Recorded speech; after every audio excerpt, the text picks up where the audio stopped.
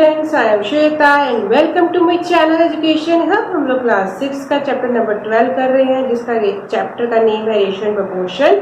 और हमने previous video में प्रोपोर्शन का पार्ट 1 सीखा था। पार्ट 1 इन द सेंस हमने 2 एग्जांपल्स के साथ हमने प्रोपोर्शन के बारे में सीखा था। तो आज की वीडियो में हम इसी के आगे कंटिन्यू करते हैं। आज फिर हम 2 एग्जांपल से एक और नई चीज इस प्रोपोर्शन के बारे में सीखेंगे। उन्होंने वो प्रीवियस वीडियो नहीं देखी है, डिस्क्रिप्शन में लिंक है, ऊपर आर्काइव बटन आ रहा है, आप उस वीडियो को देख सकते हो, तभी आप ये पार्ट 2 वीडियो को समझ पाओगे। तो let's start the topic proportion with more examples. अब हम आज फिर एक एग्जांपल लेते हैं, फिर हम इस चीज को समझेंगे। A man travel 35 kilometre in 2 hours. पिछले हमने वीडियो में भी ऐसे ही क्वेश्चंस किए थे। With the same speed, would he be able to travel 70 kilometre in 40 hours? अब एक आदमी है, वो 35 किलोमीटर 2 आवर्स में कंप्लीट करता है। 35 किलोमीटर डिस्टेंस जो है वो 2 आवर्स में कंप्लीट करता है। तो क्या वो सेम स्पीड, जिस स्पीड से उसने 2 आवर्स में 35 किलोमीटर कवर किया है, तो क्या वही सेम स्पीड से वो 70 किलोमीटर 4 आवर्स में कंप्लीट कर सकता है? तो ये हमारा क्वेश्चन है। तो इसको भी हमने जैसे पीछे सीखा था वैसे रेशियो की तरह दोनों की अलग अलग रेशियो निकाल के अगर दोनों का प्रोपोर्शन यानी कि इक्वल आ रहा है तो हम बता सकते हैं कि हाँ कि ये दोनों की दोनों इतना डिस्टेंस भी वो सेम स्पीड से ही कवर कर सकता है। तो पहले हम क्या ले लेते हैं, डिस्टेंस रेशियो निकाल लेते हैं। रेशियो ऑफ डिस्टेंस, तो पहले का डिस्टेंस कितना है 35 और दूसरे का डिस्टेंस कितना है 70।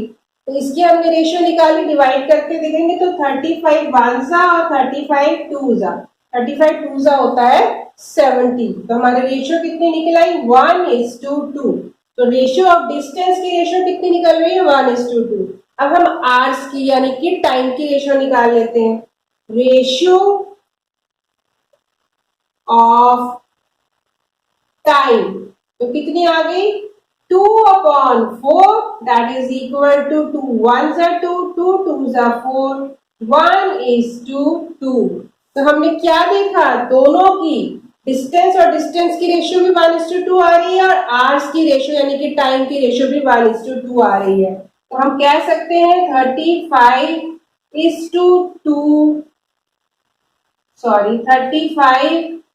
35:70 is proportion to equal to 2:4।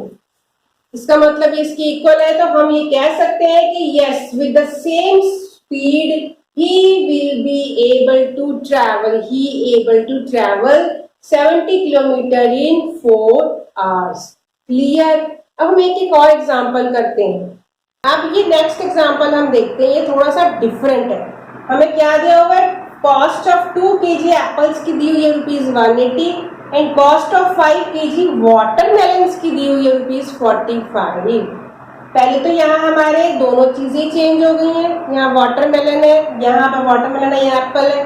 तो इनकी कॉस्ट तो हमें देखने से पता चल रहा है कि हमारी सेम नहीं हो सकती, दोनों की कॉस्ट अलग अलग है। अब इसको हम लोग करके भी देख लेते हैं।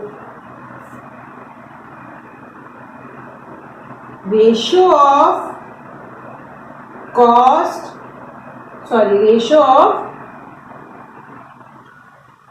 Wait of apples and watermelon is equal to 2 kg/5 यानी 2/5। तो रेशियो हमारी कितनी निकल आई 2:5, क्योंकि आपस में कटेगा नहीं। फिर हम दूसरी रेशियो निकाल लेते हैं, ratio of cost of apples and watermelons is equal to 180/45। अब हम इसका सिंपलेस्ट फॉर्म में कन्वर्ट करके इसकी रेशियो निकाल लेते हैं। तो कितना आएगा 5 9s are 45, 5 3s are 15, 5 6s are 30।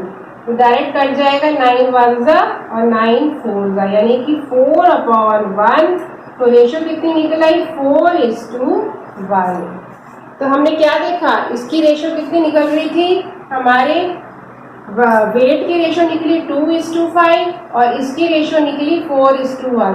तो ये दोनों रेशो आपस में इक्वल नहीं है। तो इसका मतलब क्या है, ये एक दूसरे के प्रोपोर्शन में नहीं है। हम इसको ऐसे लिख सकते हैं, is not equal to this, या फिर हम इसको ऐसे लिख सकते हैं 2:5 इज नॉट इक्वल टू 180/45। तो इसका मतलब यहाँ पर जब अब हम इसको पढ़ते हैं, ये हमने समझ लिया कि ऐसा एग्जाम्पल जिसमें ये इक्वल नहीं आ रहा है। अभी तक हमने जितने एग्जाम्पल्स किए थे उसमें वो इक्वल आ रहा था। If two ratios are not equal, अगर टू रेशियोज इक्वल नहीं आ रही है, then we say that they are not in proportion. तो हम क्या कहेंगे कि they are not in proportion, ये प्रपोर्शन में नहीं है। फर्स्ट एंड फोर्थ टर्म, अब इस चीज को हम समझते हैं। फर्स्ट टर्म हमारी कौन सी है? ये वाली टर्म है first and first, second, third, fourth and fourth term. First and fourth term को यानी कि फर्स्ट यानी सबसे पहली और फोर्थ यानी सबसे लास्ट वाली, इन दोनों को हम क्या बोलते हैं? Extreme terms. इसको याद रखो अच्छे से, कभी आपको एक 1 मार्क का क्वेश्चन भी पूछा जा सकता है कि फर्स्ट एंड फोर्थ टर्म को क्या बोला जाता है। तो फर्स्ट एंड फोर्थ टर्म जो होती है वो एक्सट्रीम टर्म्स होती है, या वैसे पूछ लेंगे कि व्हाट इज एक्सट्रीम टर्म्स, तो हम बताएंगे फर्स्ट एंड फोर्थ टर्म और एक्सट्रीम टर्म्स। और जो मिडल वाली यानी कि ये सेकंड नंबर वाली है और जो ये थर्ड नंबर वाली है, ये दोनों हमारे दोनों के बीच में आ रही है, दोनों के बीच में आ रही है, फर्स्ट और फोर्थ के बीच में आ रही है। तो क्या होगी, इनको क्या बोलेंगे हम? Middle terms.